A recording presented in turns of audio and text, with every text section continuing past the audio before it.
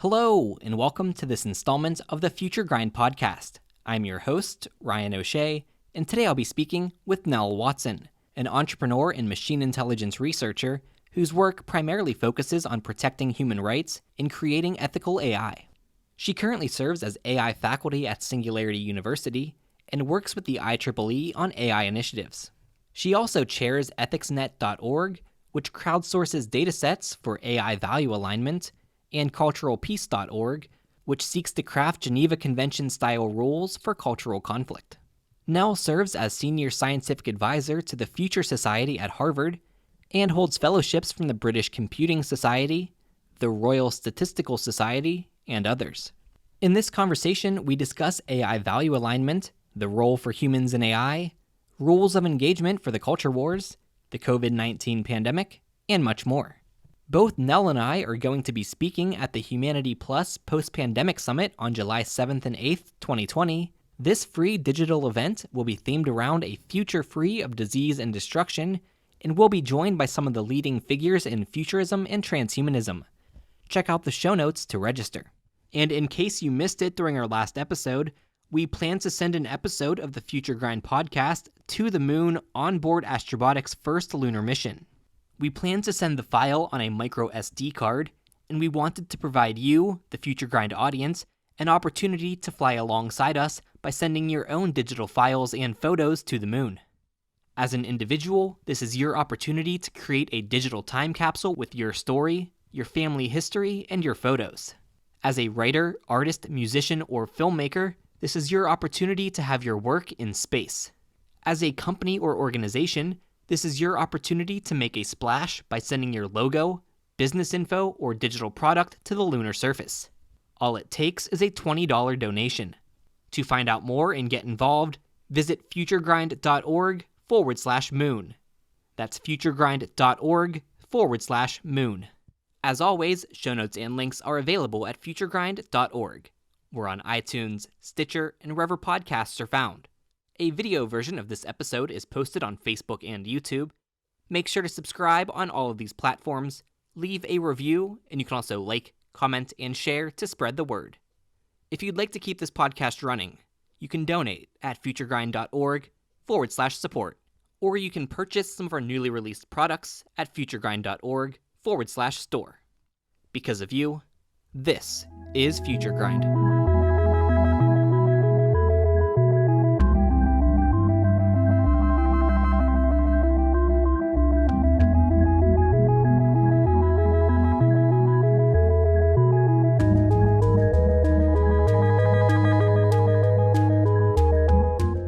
All right, and now we are here with Nell. Nell, thanks for joining us. Hello there, it's a pleasure. Thank you, Ryan.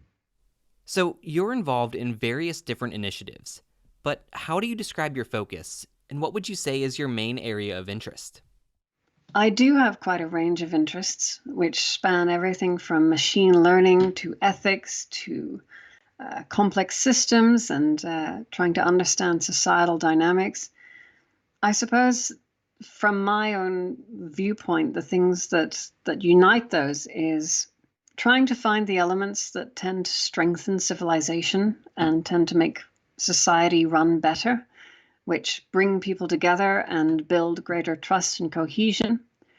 And the kinds of technologies that we have today with things like machine learning or public ledger systems like blockchain, etc., those have the possibility to take us in a range of directions. And I suppose my passion is trying to encourage people to take those paths which are more likely to be beneficial in the long term. And what is your background? And how did you get interested in and involved with machine learning? From an early age, I've had a strong interest in technology and engineering. My father was an engineer, a mechanical engineer and electrical engineer. And so from an early age, I was sort of inculcated into that domain. That's stuck with me ever since. And I have retained a very strong interest in all aspects of technology, even into adulthood. And I have a passion for introducing people to things. Sometimes that's new scientific ideas or new technical capabilities. Sometimes it's just introducing people to an uncommon idea or an uncommon pleasure that people may not have experienced before. And I suppose that drive, that pleasure that I get from sharing things with people extends into teaching as well, or trying to spread a bit of awareness and enlightenment about certain areas. And so my career has seen me working within the realm of technology, attempting to get a tech off the ground, a tech startup, which was oriented towards capturing 3D body information from 2 pictures. Essentially, I wanted to make it easy to capture body measurements, to help enable mass customization of garments, to bring people out of sweatshop factories and into their own personal, I suppose, emancipation, that they could go into business for themselves, creating much higher value products, custom-made products for people. And so the missing link in making that happen was capturing body measurements in an easy way. And I wanted to use smartphones. At the time, it was basically impossible because we didn't have the new sophisticated forms of machine learning that we have today. In the older pre-deep learning days, you had to basically customize every classifier, as in you had to hand program every aspect of what you wanted it to learn. And that's a very difficult thing to do because people are very different. We have very different body shapes, very different skin tones, etc. But with the advent of deep learning, we were able to solve those problems just by giving it examples of what we wanted to create. So we took a whole bunch of photographs, essentially stenciled them into little silhouettes using photo manipulation tools, and then fed those into the brain of this deep learning machine. And we managed to get the results that we needed.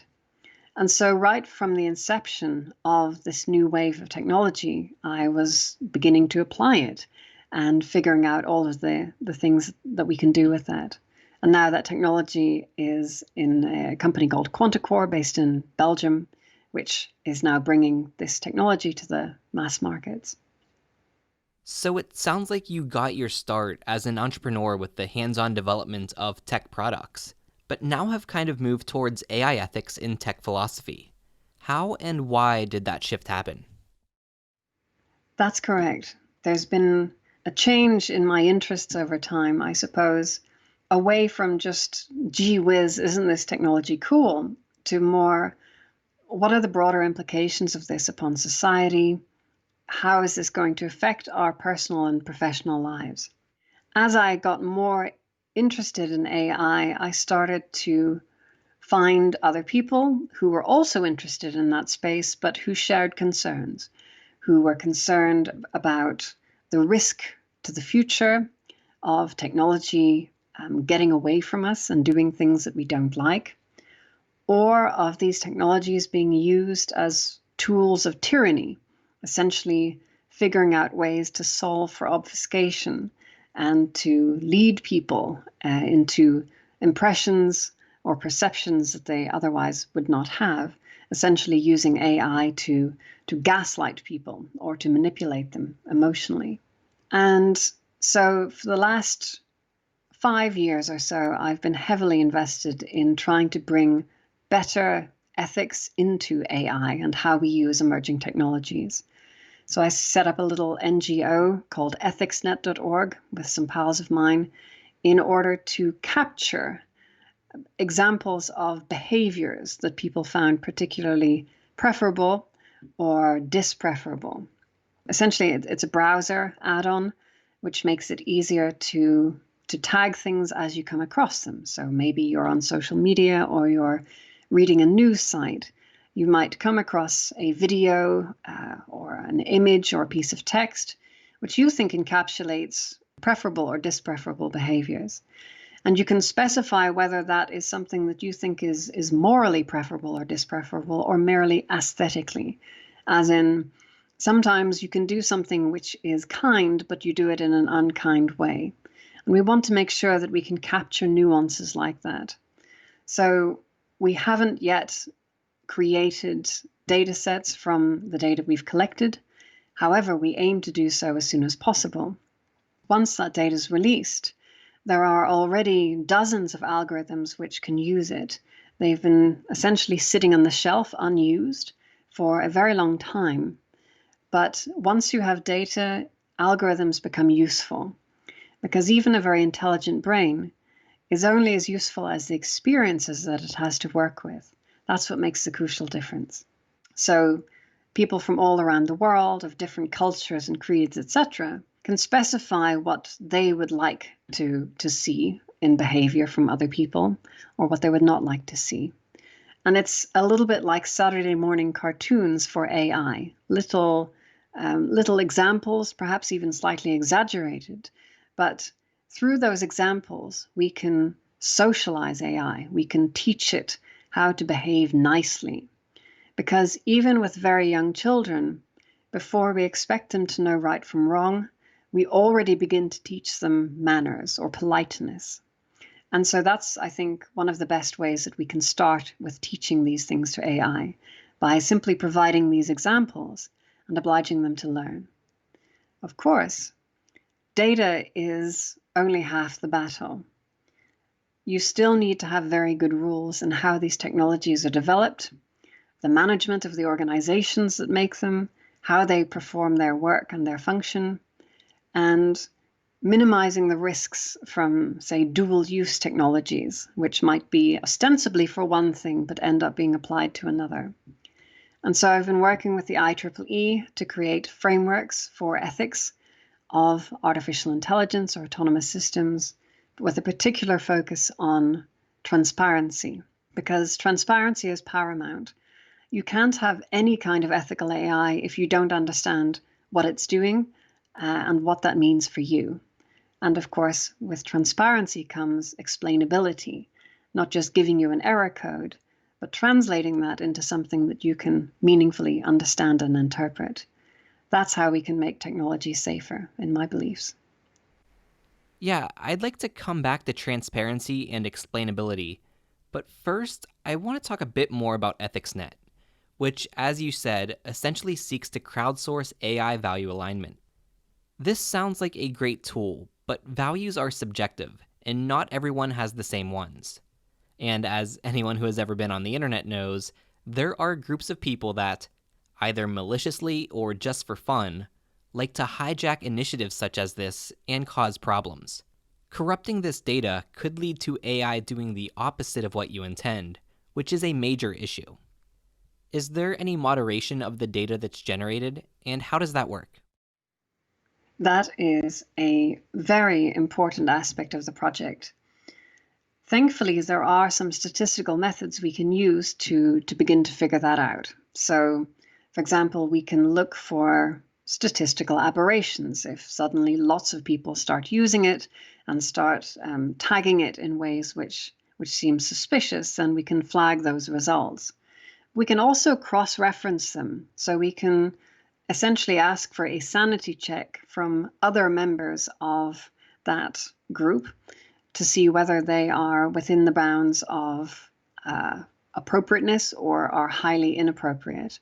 And so by using these kinds of techniques, we can hopefully mitigate some of the potential vandalism out there. That is a very, very important aspect of the project, and we are still evolving our mechanisms for protecting it. I want to get back to transparency and explainability.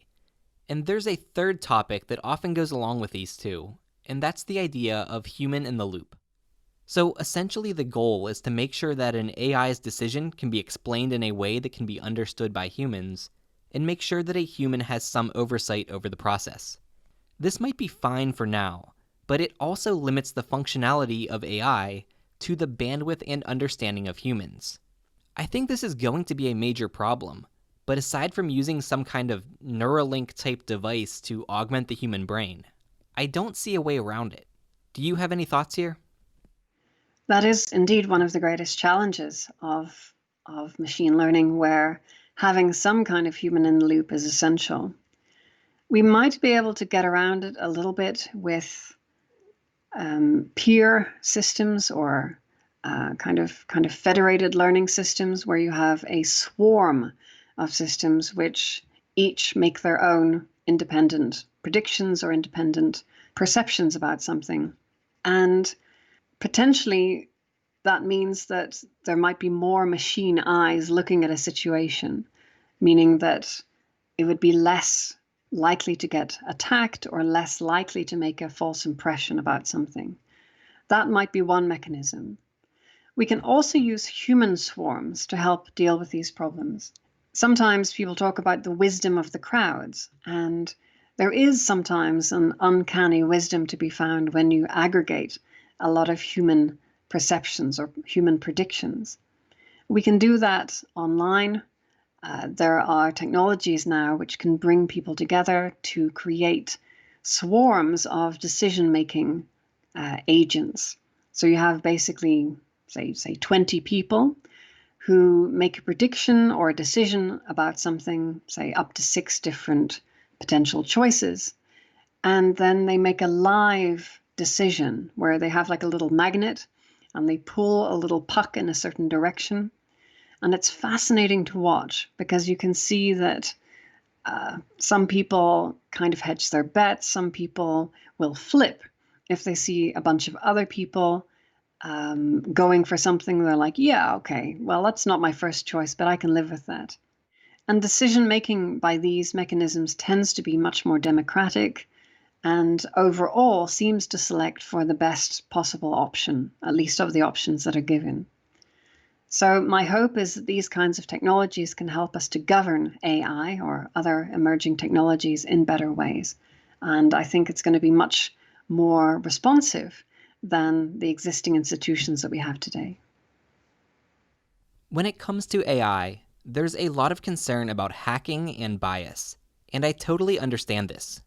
I don't really think it's possible for us to create an AI system that isn't hackable, and it seems that there's some inherent bias in all systems based on the data the AI was trained on. But I don't really think that's a valid argument against AI. The alternative to AI is humans. And while AI might be hacked and might be biased, humans are certainly hackable and are certainly biased. And AI could be biased in predictable ways, meaning that an AI would give a criminal a certain sentence regardless of what time of day it is or what the weather is currently like. A human judge's sentence, on the other hand, could vary based on whether or not they're hungry, how well they slept the night before, whether they're stressed, and more. So in many instances, I think a preference for humans over AI is misguided and puts too much faith in humans. But I feel like I'm in the minority here. So how do you view this? I think you make a very good point. For example, we know from studies that judges tend to give a much more negative judgment of somebody in the court before lunch, and then after lunch, then their blood sugar's gone up, then they tend to be a bit more relaxed and a bit more lenient. And that seems terribly unfair when you think about it. However, there are also potential deep unfairnesses with AI and autonomous systems. For example, you might find that a system's dataset itself is rather biased. It might have been created out of lots of human judgments, which themselves were not necessarily fair or just. And so you could see an amplification potentially of those kinds of judgments, maybe even more strongly weighted towards those kinds of biases than before. It's very important that we understand the individual elements which make up a machine's decision or scoring or impression of something. And until very recently, we haven't had good tools to do that. We're starting to get those. We're starting to be able to peer inside the black box of neural networks to better understand what particular piece of data has a strong weighting in a certain outcome. But there's still a lot more work to be done there. This is particularly important with things like federated learning, where you have multiple different AI systems which are sharing data. And so understanding the provenance of that data is rather difficult. There are projects out of Facebook looking at things like radioactive AI, which makes a little tiny smudge, a little tiny imperceptible difference to the data as it's being moved around, which doesn't affect how it's used or how it functions, but can act as kind of a tag on that data, so you can understand where that data comes from and where it ends up. I also observed that there's a strong difference between bias in terms of statistical bias and bias in terms of sociological bias. We use the same word for things which have different meanings to different people.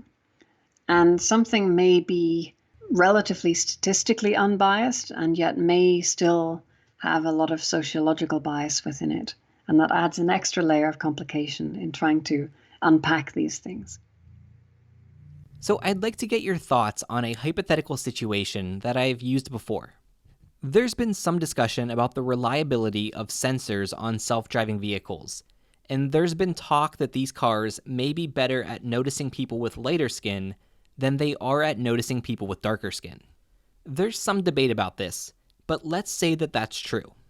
And let's say that because of this, self-driving vehicles are disproportionately likely to hit and injure a person with darker skin, but self-driving vehicles are less likely to hit anyone of any skin tone than a human driver. So in this situation, people with darker skin are at a higher risk than those with lighter skin, but everyone across the board is safer than if there was a human driver. Is using that technology ethical? That's a wonderful example of the different quandaries that can come together from this. I would surmise that people with darker skin may be at greater risk of being hit by human drivers, the same way that people with darker clothing may be at greater risk of being hit by human drivers, particularly in the middle of the night. That's terribly unfair, but I don't know if it's something that you can put much ethical weight behind, unless you want to bring in further factors like whether there's adequate street lighting, and then it could perhaps be an ethical issue. I agree that we shouldn't throw the baby out with the bathwater. We shouldn't assume that simply because an AI system is not equally adept across the board, that we should simply just throw it out and ignore it, particularly when it indeed may be substantially better than most human beings at doing that job. So topics such as digital privacy and biased algorithms are perhaps the most pressing issues when it comes to AI today. But for many people, their concern regarding AI is in its potential to be an existential risk. This could come through poor value alignment, as would happen with the famous paperclip maximizer, or it could come from a malevolent AGI. Do you have any concerns about AI and existential risk, or is that the realm of science fiction for you? I've been increasingly drawn towards the potential risks, societal risks, catastrophic risks of artificial intelligence in recent years. Particularly in the last week or so, we've seen some quite interesting developments from GPT-3, which is a new model which has been released from OpenAI, which is very, very sophisticated.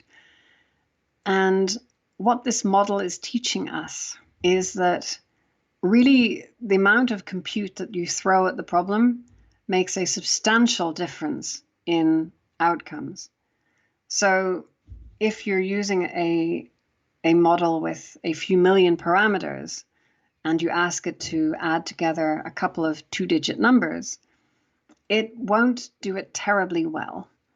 But if you get into a billion parameters or more, it starts to be, approximately as good as a D-grade student. And if you're talking 100 billion parameters or more, it's A+ student level. And so this is the same model. It's just the amount of computing power, or essentially the amount of parameters which are in the model. And to me, this is indicative that we might actually be on the path towards a more generalizable form of intelligence already. Perhaps the new models like GPT-4 and 5 may actually be a quantum leap ahead in terms of artificial intelligence capability. We might start to see machines which are able to do human tasks very realistically and very effectively, perhaps even at superhuman levels. So this has caused me to update a bit on the potential threats of very sophisticated AI systems.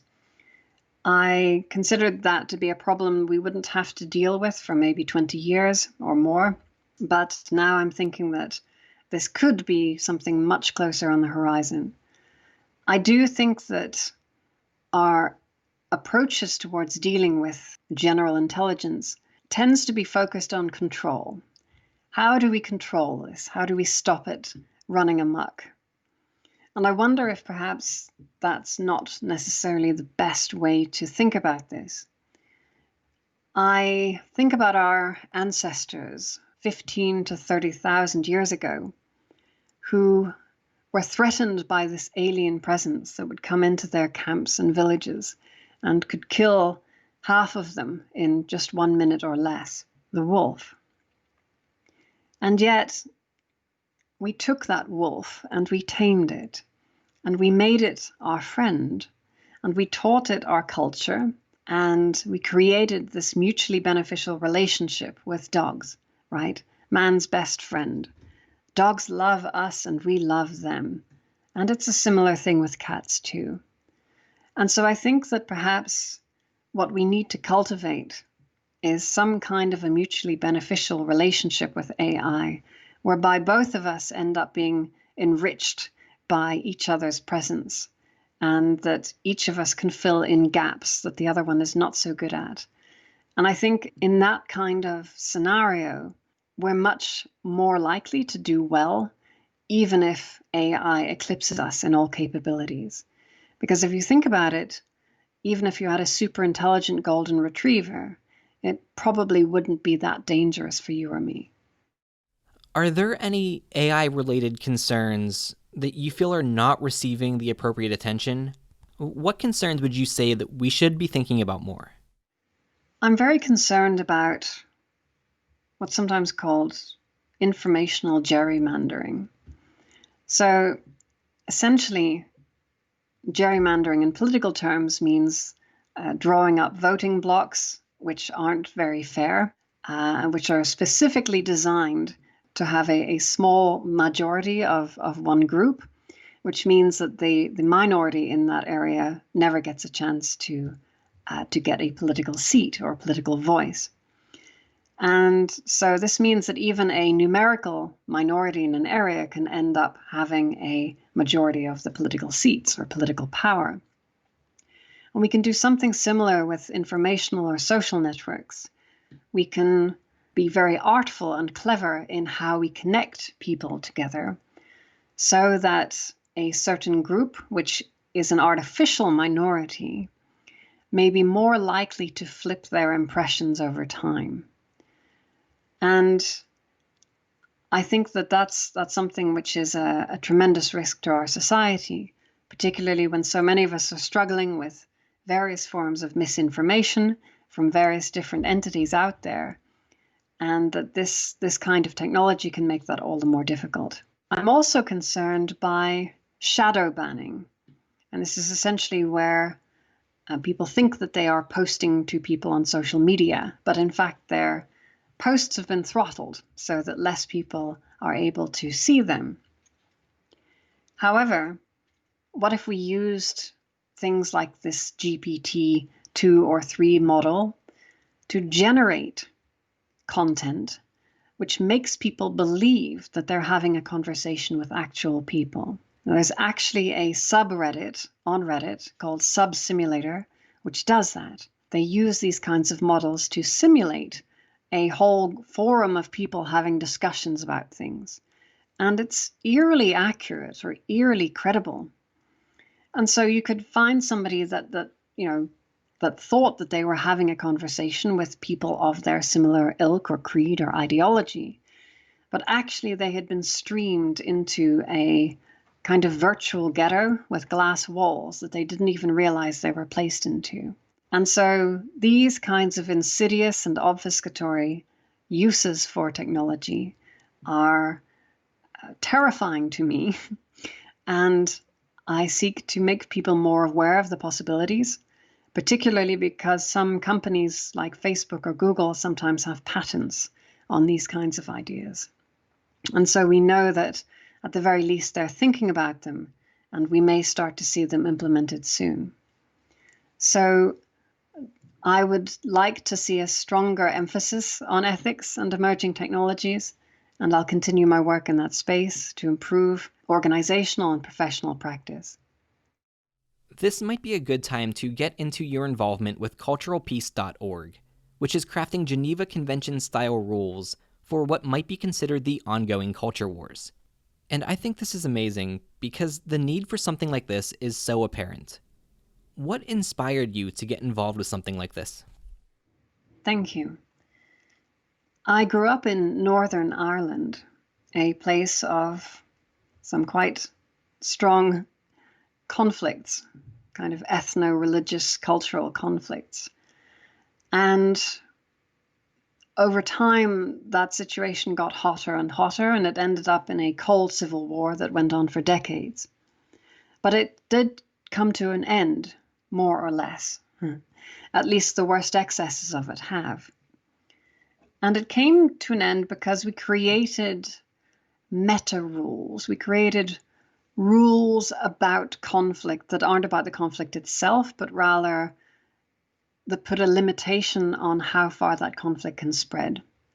A little bit like the Geneva Conventions would say, yes, you can have a war, but you can't use chemical weapons, you can't target civilians, etc. And I think that something like that is very necessary for our times. I happened to read an article by Senator Orrin Hatch, who called for a Geneva Conventions for the culture war. And I was taken by that idea. And I really hoped that somebody else would come up with something like that, and nobody did. And so I thought to have a go at it myself. And so I came up with a series of principles that I believe are more likely to lead to an accord or a detente between different groups in society. And perhaps even if we have bitter disagreements, so long as we have them within a zone of relative tolerance, then I think we can have an agreement and walk away from it, perhaps the better, or at least not injured by it. Because otherwise, I think technologies like social media and algorithms, which are optimized for outrage, are simply going to increase the amount of polarization and strife and tumult within society, especially in times like these, where there are already so many pressures, economic, social, moral, governmental, etc. Yeah, polarization is increasing, and people are becoming more entrenched, and hostility and tensions are rising as a result. It's gotten to the point that someone having a difference of opinion on fiscal policy, healthcare, immigration, reproductive health, law enforcement, and much more is sometimes seen as an act of aggression with extreme penalties for holding views deemed problematic. Are you optimistic on where we go from here, or where do you think this is headed? I think that we need to be careful, because we could end up with a society which is terribly fractured in multiple different domains, where perhaps even our entire economies are separate. Perhaps we refuse to trade with certain people, for example. We have different social media networks, maybe even different internets, which are all split off from each other. And I observe that in times of low social trust, societies tend to become less complex, because trust is an essential ingredient for civilization.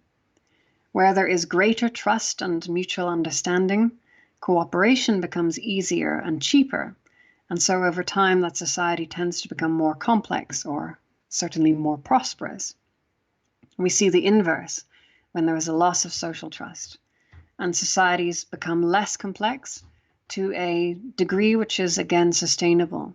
And so really, if we are messing around with our societal trust, that will have profound ramifications on the whole rest of society. And even if we can continue to sustain a civilization at the level that we have, I believe that there are some opportunities. I think we're not doomed. I think that the example of translation algorithms, which can reliably turn one language into another, may assist us in understanding each other. So perhaps we can translate one tone into another or one aesthetic into another. And there are already technologies which can do this with art, for example, where you can draw a little sketch and apply one of the styles of Michelangelo or Frida Kahlo or whomever onto that sketch. So perhaps we can transfer and translate language and aesthetics, because at the moment people are mostly arguing over tone rather than people's points. And also, the people are speaking what they think is the same language, but actually those words mean different things to different people. And so it's not even necessarily the same language again. I think that maybe machines will help us, hopefully, to get around this kind of Tower of Babel problem that we're having today in our polarized society. You have so many things going on. So what does a day in your life look like? How do you spend it? And what are you typically working on? At the moment, I've been working on creating an ethical framework for contact tracing apps or contact tracing technologies, working to create rules about how those technologies are used by both governments as well as corporations. This is a very novel domain of recently emerging technologies, and we're wont to make some missteps along the way, especially if we are assuming that, for example, if you go to sleep and take your phone to bed with you and somebody in an adjacent apartment or dwelling does the same, you might be in completely separate buildings or completely separate homes, and yet a app may reckon that because you've spent 7 hours in proximity that you are therefore at risk. And so there's lots of questions yet which are still open and unresolved with how well these technologies are used, but also the fact that these technologies can and possibly even have been used for purposes which are outside the scope of merely contact tracing for viral transmission. For example, to track how people congregate or who is meeting with whom. And so it requires a tremendous leap of trust from the public in order to engage with downloading this technology and to comply with it. And we need that trust to happen because we need a certain percentage of people within society to install these kinds of technologies in order for them to be useful. So I've been creating this framework with some colleagues of mine at the IEEE, and we'll be giving it out free to the Commons for anyone to benefit from, or to indeed hold their provider accountable to. So you presented on COVID-19 during a Singularity University event in March, and you serve on the Coronavirus Task Force at the American Association for Precision Medicine. Now, March feels like a decade ago, and so much has changed since then. So how do you view the coronavirus pandemic now, and where do you think we go from here?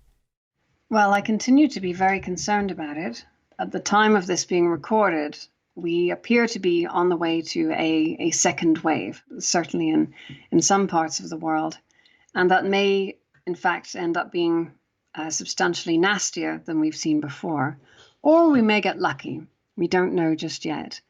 But I think that this has been one of the greatest challenges of our time, the way that our institutions have been challenged, for example.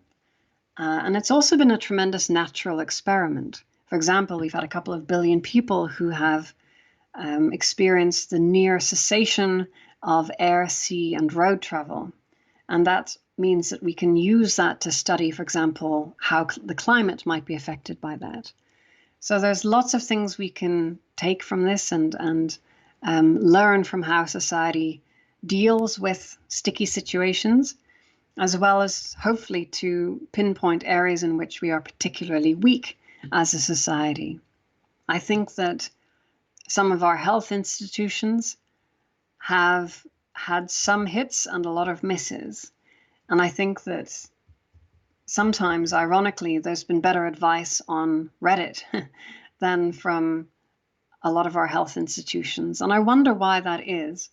But it gives me an impression that perhaps we can create stronger institutions by harnessing the wisdom of the crowds and karma-like systems which consistently upvote better impressions or better content. I think that might help us to create new distributed and decentralized forms of bringing the very best of humanity to the surface. Yeah, there was something I was going to bring up earlier related to blockchain and the prevalence of misinformation in fake news. What I was going to suggest was that some type of blockchain chain of custody could be used for information, so that a user could tell that a photo, video, or text has been transmitted unedited from an original trustworthy and reliable source. I think the obvious shortcoming here is that for this to work, the institution disseminating the information has to be reliable and trustworthy. But as we've seen over the course of the pandemic, much of the information coming out is questionable or contradictory or potentially having some underlying political or financial motivation. Do you have any thoughts on how we can filter out good information from bad or any possible solutions here? It's indeed been a tremendous challenge this year. We've discovered that so many of our most trusted institutions have, to some degree or other, let us down with various forms of misleading information. And I think it's very unfortunate, but it's also rather worrying because we realize just how epistemically weak our society can be at times, just how vulnerable we are to even the greatest experts in our society still getting it wrong. And you have to wonder whether them getting it wrong is motivated in some way or whether it's just simple human error. But I think that it's very difficult to trust any one institution or any one person to have a monopoly on what the truth is. I find that incredibly dangerous, actually. And I'd much rather see some process of open peer review, essentially allowing lots of the public together anonymously to vet information which is better or not so ideal. So you and I are both going to be speaking at the Humanity Plus Post-Pandemic Summit on July 7th and 8th, which is themed around a future free of disease and destruction. You give many talks, but what are you going to be focusing on in this one? Well, I'm aiming to give a talk actually about genetic privilege. So we've seen during the pandemic how people of certain backgrounds or with certain genomes are more or less likely to have suffered during this pandemic. And I'll explore some of the mechanisms that might contribute to this, as well as some of the ways in which we might be able to create some kind of redress for these inequities, some of which don't necessarily require any genetic modification per se. So I'm looking forward to giving a talk on this subject. It's a domain that I haven't gone into much before in public. I definitely look forward to that. And for anyone else who wants to hear this as well, this will be happening during the Humanity Plus Post-Pandemic Summit on July 7th and 8th. It's a free digital event, and I'll put a link to the registration page in the show notes at futuregrind.org. So another question as we begin to wrap things up here. What media do you consume or publications do you read? How do you try to stay on top of what's happening? I follow a great number of newsletters. I try to curate my social media to have particularly interesting people in it, I suppose. I try to follow the latest trends. And I can recommend one newsletter in particular, which is Asia Mazar's Exponential View. That comes in once a week and always has interesting impressions within it. How about books? Is there anything you'd recommend for people who are interested in AI or AI ethics? I would recommend that people check out Superintelligence by Nick Bostrom, as well as Moral Machines by Wendell Wallach. I think those are both two excellent books on two different aspects of teaching AI, or rather aligning AI with our personal values. one focused more on narrow AI and one more on general. Great. I'll put links to those, as well as everything else we've mentioned here, in the show notes at futuregrind.org. And I think what we talked about here are going to be topics of discussion for the coming years, and they're only going to become more important. So thank you for joining me to discuss them. Thank you, Ryan. It's been a pleasure. Hey everyone, Ryan O'Shea again, and thanks for listening to my interview with Nell. Remember to check out the show notes and more at futuregrind.org. Make sure to subscribe, leave a review, and you can also like, comment, and share to spread the word. We also need your help to keep this podcast running. You can donate at futuregrind.org/support or make a purchase at futuregrind.org/store.